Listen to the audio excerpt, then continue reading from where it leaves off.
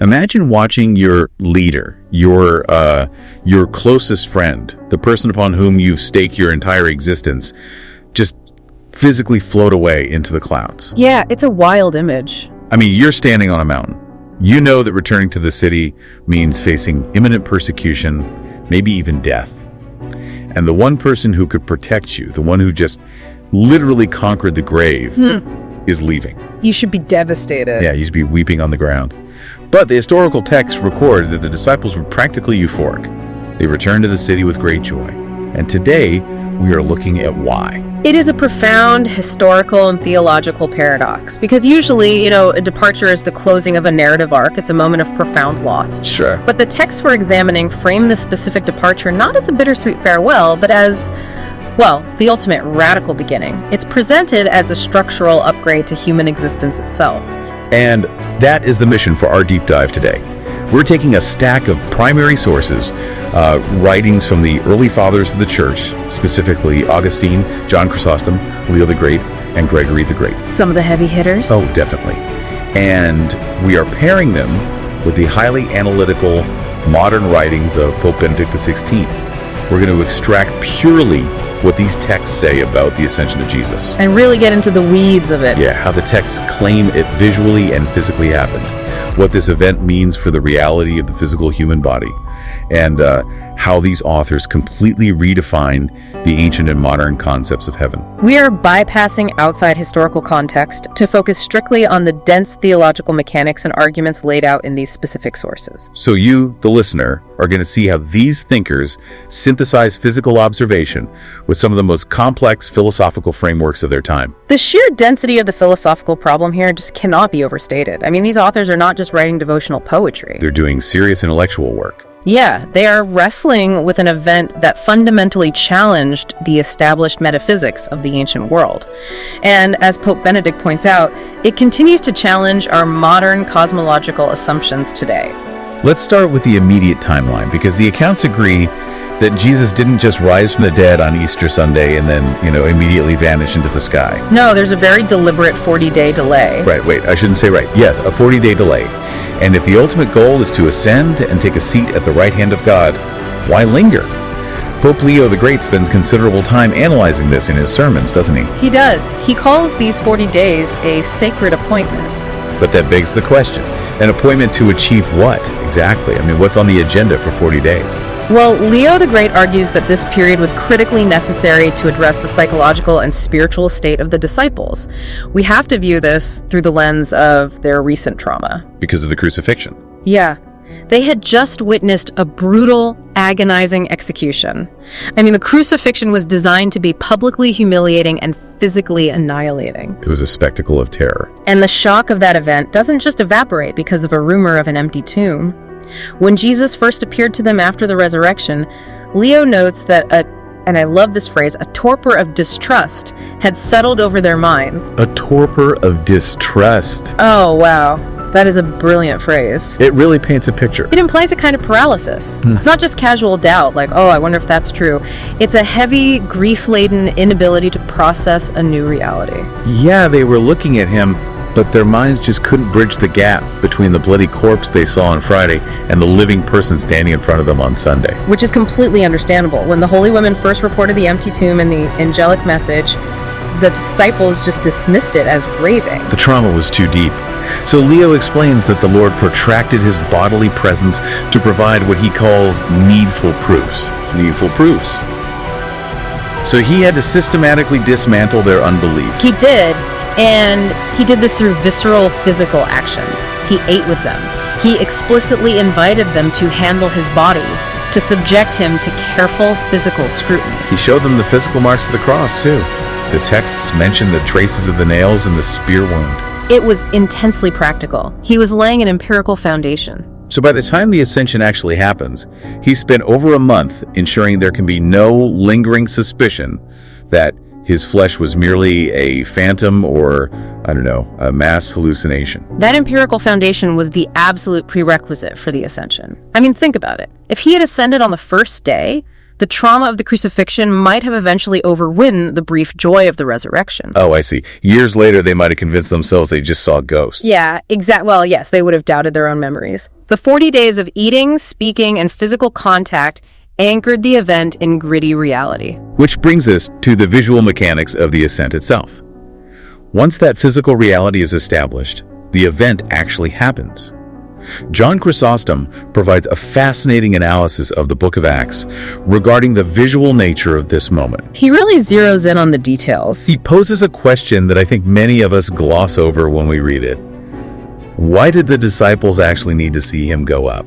Well, Chrysostom draws this brilliant contrasting parallel between the resurrection and the ascension. Think about the resurrection for a second. Yeah. The disciples did not see the moment it happened. They saw the end result, they saw the empty tomb, and they interacted with the risen Jesus. Yeah, they didn't see the stone roll away and walk out. No, they didn't need to see the beginning of the resurrection process because the physical proof was standing right in front of them. The conclusion of the event was its own verification. But the ascension operates on an inverted logic. It does. For the ascension, Chrysostom points out that they needed to see the beginning of the event. Oh, because if they didn't... Imagine if Jesus had simply vanished from a locked room one evening and never returned. The disciples would be left in a state of permanent ambiguity. Did he travel to Damascus? Did his body dissolve into thin air? Did he just go into hiding? They would have spent the rest of their lives searching for him in the surrounding provinces. That makes a lot of sense. So seeing the beginning of the upward movement was a theological necessity. It helped them understand both the trajectory and the ultimate destination. Yeah, but Chrysostom is also careful to note the limits of human observation here. Their eyes could only take them so far. Meaning, they witnessed the initiation of the journey, but they couldn't visually track the conclusion of it into the heights of heaven. Yeah, human sight fails at a certain altitude. I want to push back on the imagery here, though, or at least play devil's advocate regarding how we interpret the text in Acts. Okay, let's hear it. The account says, a cloud received him out of their sight. Now, in a modern context, if we watch a weather balloon go up, it eventually disappears into the condensed water vapor of a cloud. Is Chrysostom arguing this was just a convenient meteorological event? Like, was the cloud acting as a sort of elevator, or is there a deeper symbolic layer to this? Chrysostom vehemently argues against viewing this as mere weather. Oh, he does? Oh, yeah. In the scriptural and theological context he's operating in, the cloud is a profound recurring symbol of God's immense power. Chrysostom refers to it as the royal chariot. The royal chariot. He pulls from the imagery of the Psalms, which declare that God makes the clouds his chariot. He points out that no other power, human or angelic, is depicted as appearing on a cloud in this sovereign manner. So the cloud is a signifier of divine authority. It's a visual cue to the disciples that this is an act of supreme power, not a magic trick. Yes. And to hammer this point home, Chrysostom draws a sharp distinction between the ascension of Jesus and the biblical account of the prophet Elijah. Because Elijah was also taken up into heaven, famously in a chariot of fire.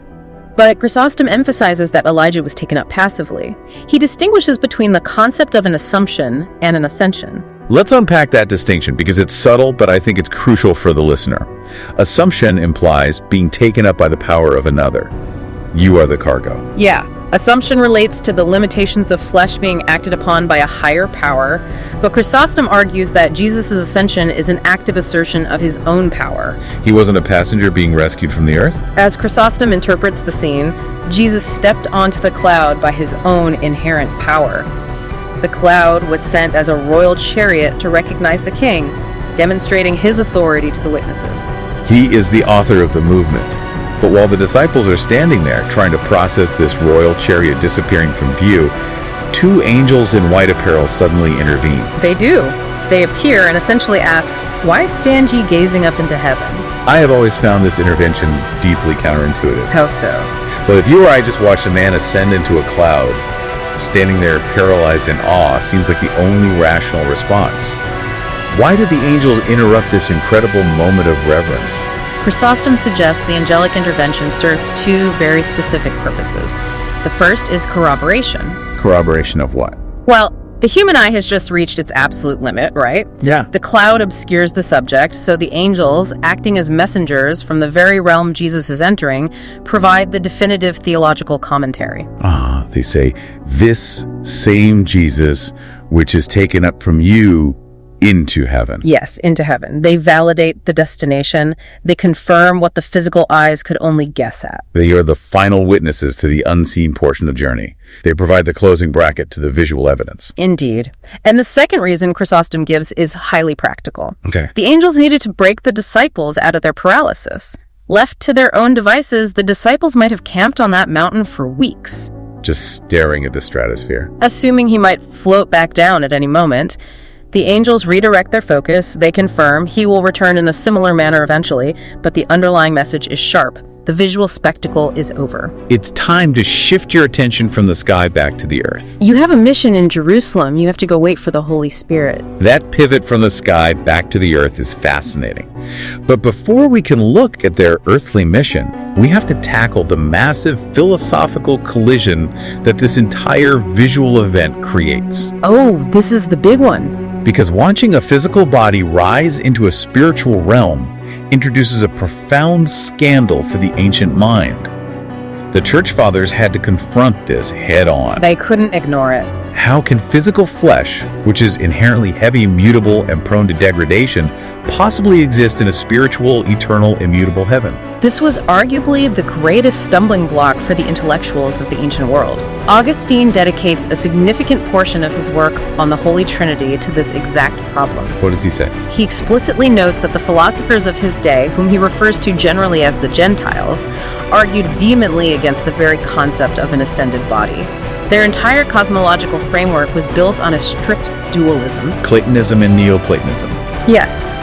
In their minds, the material world was the lowest rung of existence. It was flawed, corruptible, and fundamentally heavy. The spiritual realm, by contrast, was pure, eternal, and completely weightless. Therefore, they argued that it was a categorical impossibility for anything earthly to exist in heaven. They believed the physical body was essentially a prison for the soul. The idea that you would take the prison into the eternal realm was intellectually offensive to them. It's a total system clash. For you, the listener, it's like trying to run an old analog software program on a quantum computer. The environments seem entirely incompatible.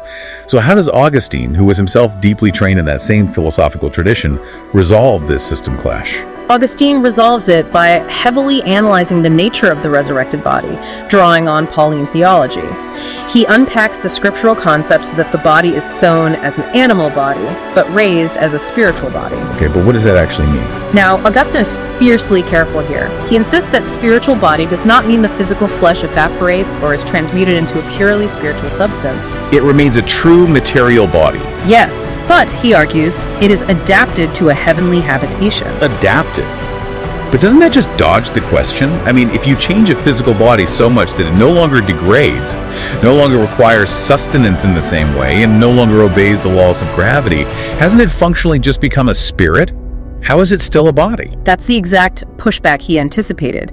Augustine argues that the essence of a body is not found in its corruptibility. Interesting. Earthly frailty, blemish, heavy instability.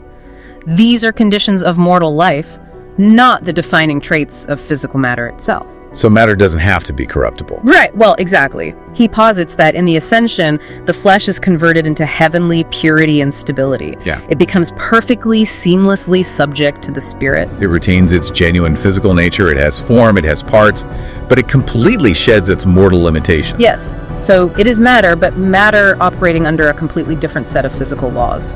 But does Augustine attempt to mathematically or physically map this out? Like, does he try to explain the actual physics of how this adapted body occupies space in a non-physical realm? He deliberately refuses to do so, and he issues a very stern warning to anyone who tries. Oh, really? Yeah, Augustine states that it is over-curious and superfluous to ask exactly where or how the body sits in heaven. He views the attempt to apply earthly physics to heavenly realities as an exercise in futility and, frankly, intellectual arrogance. He is enforcing a boundary of epistemic humility. He is basically telling the philosophers, you don't possess the conceptual tools to measure this. He is. For Augustine, the requirement of faith is not to construct a perfect physical model of heaven, but simply to hold what he calls honorable sentiments about the dignity of the Lord's body. We aren't meant to investigate the secret dimensions of heaven. We are meant to trust that God's power is entirely capable of elevating human nature beyond our current comprehension. Focus on the meaning, not the mechanics. And Leo the Great builds on this meaning in a way that is incredibly visceral when he talks about the triumphant flesh. Because if the body's adapted for heaven, one might assume all the ugly, brutal parts of its earthly history are wiped clean. You'd think you'd get a pristine, unblemished upgrade. Yeah, but Leo says the exact opposite. Leo emphasizes a staggering theological reality. Jesus did not leave his human experiences or the physical evidence of them behind. The scars. Yes.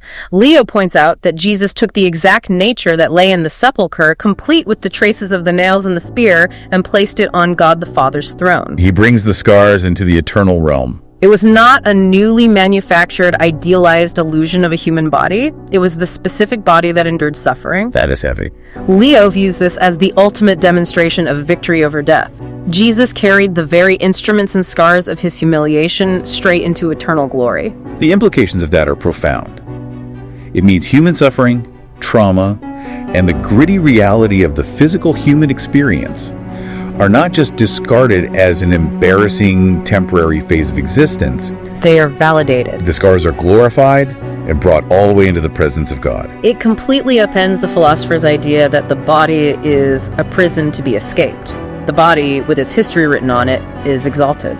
But this triumph of the flesh immediately forces us to confront the next massive problem. Which is? If human flesh, complete with scars, was adapted for heaven, where exactly is this heaven located?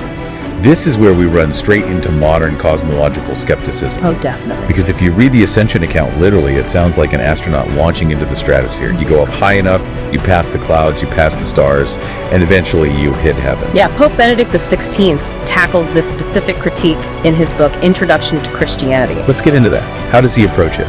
Benedict acknowledges that modern readers often stumble over what theologians call the three-story world myth.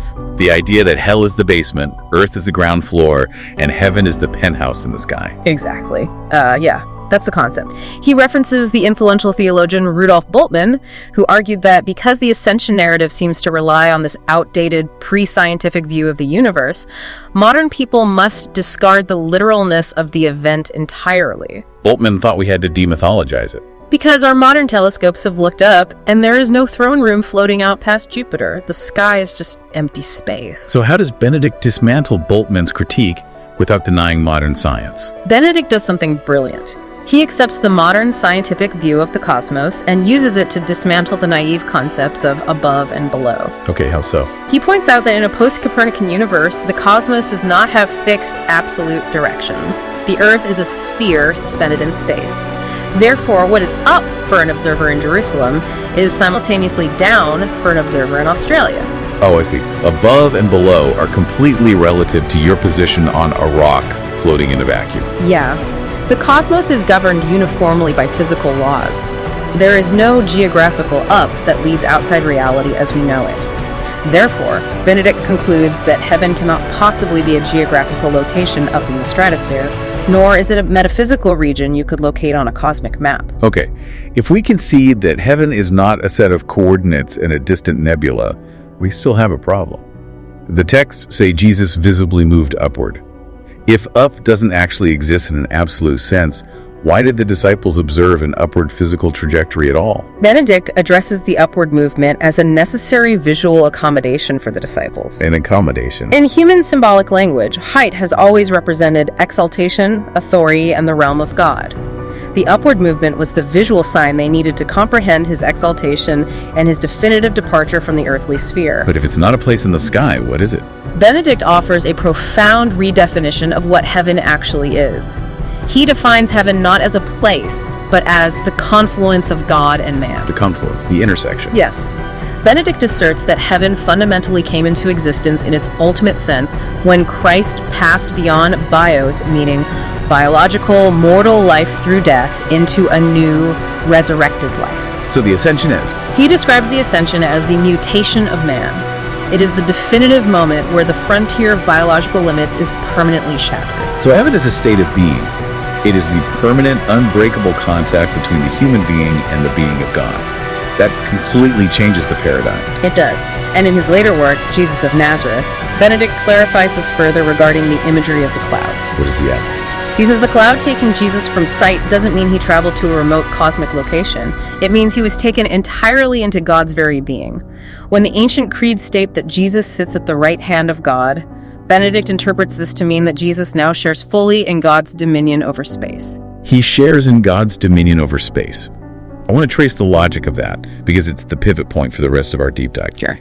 During his earthly ministry, prior to the Ascension, Jesus was geographically localized. He was bound by spatial coordinates. If he was teaching in a house in Capernaum, he was physically absent from the temple in Jerusalem. He was subject to the same spatial limitations as any other human body. If you wanted to interact with him, you had to physically travel to his location. But by entering into God's presence, by sitting at the right hand, he steps out of that localized spatial framework. Yes, because God's power is omnipresent, meaning it's not confined to one location, but sustains all of reality. Simultaneously, the ascended Christ shares in that omnipresence. He's everywhere. He steps out of localized, restricted space and enters a dimension where he can be intimately present to everyone, everywhere, simultaneously. That is a staggering inversion of how humanity understands departure. Yeah. I mean, in our experience, when someone leaves, it creates distance.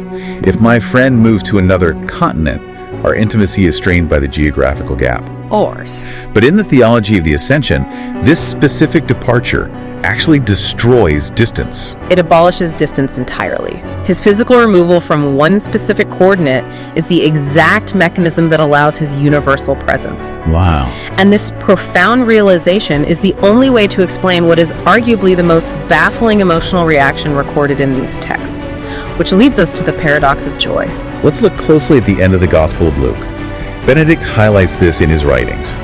After Jesus blesses the disciples and is carried up into heaven, Luke writes that they return to Jerusalem with great joy. Yes, great joy. Now put yourself in their sandals. You are a small band of followers. The religious authorities want to crush you. The Roman Empire views you with suspicion. Your leader, who has guided you, protected you, and performed miracles, has just vanished into the sky. It's terrifying. Logically, the reaction should be absolute terror and profound mourning. Are we to believe they were just caught up in the spectacle and didn't realize they were being left alone? The paradox is that their joy stems precisely from the fact that they did understand. They weren't naive. They got it. Benedict explains that they rejoiced because they realized Jesus had not gone away into some distant, isolated celestial retirement. They remembered his teachings. What, specifically? During his farewell discourses in the Gospel of John, Jesus explicitly told them, "I go away, and I will come to you." I go away, and I will come to you. The departure is the arrival. Yeah. They finally grasped that his departure from localized space meant a new, continuing, powerful, omnipresent closeness. He was no longer restricted to being beside one of them. He could now be intimately present to all of them, no matter where they scattered. So the joy comes from the sudden, overwhelming realization that he is actually closer to them now than he was when he was physically standing 3 feet away from them on the road to Emmaus. That is the core insight, and Pope Leo the Great provides a brilliant framework for understanding how this new presence functions in the life of the believer. He does. He says that the Ascension caused what was visible of the Redeemer to be changed into a sacramental presence. A sacramental presence, meaning his presence is now mediated. It is encountered through the life of the church, through the scriptures, through the sacraments, rather than through direct optical sight. Leo writes that sight gave way to doctrine. The disciples had to undergo a massive paradigm shift. It's a huge adjustment. They had to transition from a physical, ocular relationship with Jesus, relying on what their eyes could see and their hands could touch, to a spiritual and doctrinal understanding. And Leo argues that their faith actually became more excellent and stronger because it no longer relied on the crutch of touching a physical body. It demands a higher level of intellectual and spiritual engagement. This perfectly explains an earlier, very cryptic interaction Jesus has. Both Chrysostom and Leo analyze the moment outside the empty tomb with Mary Magdalene. Ah, yes, the touch me not moment. She realizes it's him, and he says to her, "Touch me not, for I am not yet ascended to my Father." I think many people read that verse and find it incredibly jarring, even cold. It can definitely sound that way. She's overwhelmed with grief and then joy. She wants to embrace him. And he essentially tells her to back off. Why the prohibition on touch? Both Chrysostom and Leo interpret that moment not as a rejection, but as an act of profound theological weaning. Weaning. Jesus was deliberately weaning his followers off their dependence on his physical, localized form. He was preparing them for this exact transition. He's recalibrating her expectations. Yeah, if he allowed them to simply resume their previous physical relationship with him clinging to his earthly body, they would never develop the capacity to accept the omnipresent, sacramental reality that the Ascension was going to inaugurate. He was telling Mary, in effect, do not cling to me as I was, prepare to receive me as I will be. He's pushing them toward a higher, more perfect spiritual grasp of his presence. He is forcing the upgrade. And Augustine has a remarkably beautiful way of phrasing this internal transition, doesn't he, in his exposition on the Psalms? He does. Augustine writes that Jesus ascended so that he could be removed from their physical eyes, but through his secret mercy, he could be felt present in their hearts. Felt present. Augustine understands that physical removal was the necessary precondition for this internal secret presence.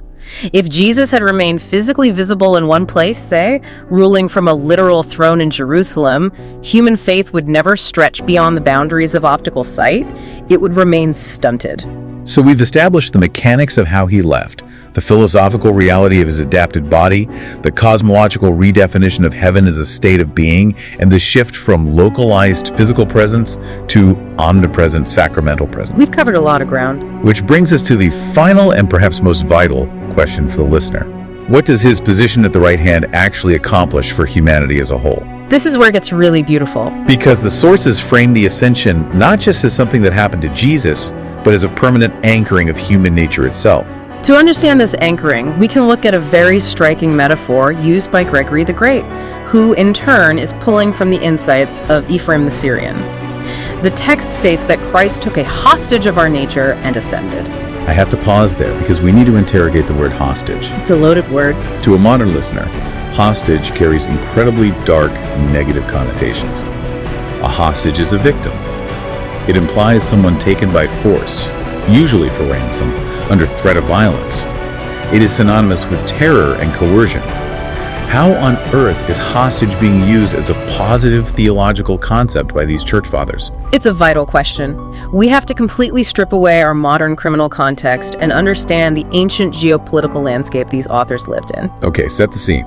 In the ancient world, when two kingdoms forged a treaty or when an empire established an alliance with a vassal state, they would often exchange hostages. But these individuals were not victims locked in a dungeon. They were often royalty, weren't they? Princes or high nobles. Yes. They were royalty given freely as a diplomatic pledge. The presence of the prince in the foreign king's court ensured a permanent bond. It was a living guarantee of peace, mutual commitment, and shared interest. The king would look at the hostage and see a permanent tie to the allied nation. So it's the ultimate diplomatic collateral. Yeah. So when Gregory the Great uses this metaphor, he is saying that Jesus took a piece of us, literal human nature, human flesh and blood, and placed it on the sovereign throne of heaven as an eternal pledge. Because human nature is now sitting at the right hand of God's power, wearing a royal diadem, humanity itself has been permanently elevated. God looks at the throne and sees human nature inextricably united to his Son. It is the ultimate, unbreakable guarantee of peace and profound connection between human beings and God's presence. The treaty is ratified permanently by the presence of human flesh in heaven. That is a staggering shift in perspective. Our nature is already sitting in the control room, so to speak. And Augustine reinforces this exact same connection, but he uses a different, more organic metaphor. He talks about the concept of the head and the members. Augustine tackles a verse in the Gospel of John where Jesus says, "No man hath ascended into heaven, but he who came down." Now, Augustine looks at that verse and poses a very logical, almost anxious question on behalf of the believer. He asks, if only Jesus ascends, what about the rest of us? Are we permanently left behind? Yeah. If the Ascension is just a VIP club of one, it's an interesting historical footnote, but it doesn't accomplish anything for you or me. Augustine resolves this anxiety by explaining the organic unity of Christ and the Church. He says that Christ is the head, and humanity, specifically those united to him, are his members, his body. Now think about basic biology. Because the head has ascended, the members are inherently, unavoidably drawn up with him. A living body cannot be severed from its head. Where the head goes, the body must follow. Therefore, when he ascends, he takes us with him in principle. Our ultimate ascent is guaranteed by his. We are already there in our head. Pope Benedict XVI echoes this exact concept. but he translates it into a very evocative, modern phrasing. He calls the ascension the space travel of the heart. It is one of Benedict's most poetic and profound images. He clarifies that the ascension is not space travel in a cosmic geographical sense. We aren't called to build rockets to find God's presence out in the stairs. Instead, it is the space travel of the heart. It is the movement from the dimension of self-enclosed biological isolation into the new dimension of world-embracing love that Christ has opened up. Because human nature is now permanently located in God, our hearts are invited to travel into that same expansive reality right now, even while we walk the earth. We are invited to pass over from one reality to another, and this idea of passing over brings up a fascinating linguistic note that Augustine makes regarding the word Pascha, or Passover. Let's look at that, because the terminology bridges the Old and New Testaments perfectly. Augustine points out that the word Pascha, which in Latin translates as transitus, literally means a passing over or a transit. He looks at the passage in the Gospel of John, which says, Jesus knew his hour had come to pass out of this world to the Father. Augustine argues that this is not just a description of Jesus' journey. It is a description of the transit that we make, too. We join the transit. Yes. The ascension is our transitus. It is a passing over from the unstable, decaying, passing world into the reality of an ever-abiding God. Because of the ascension, we do not just pass away and dissolve with the material world.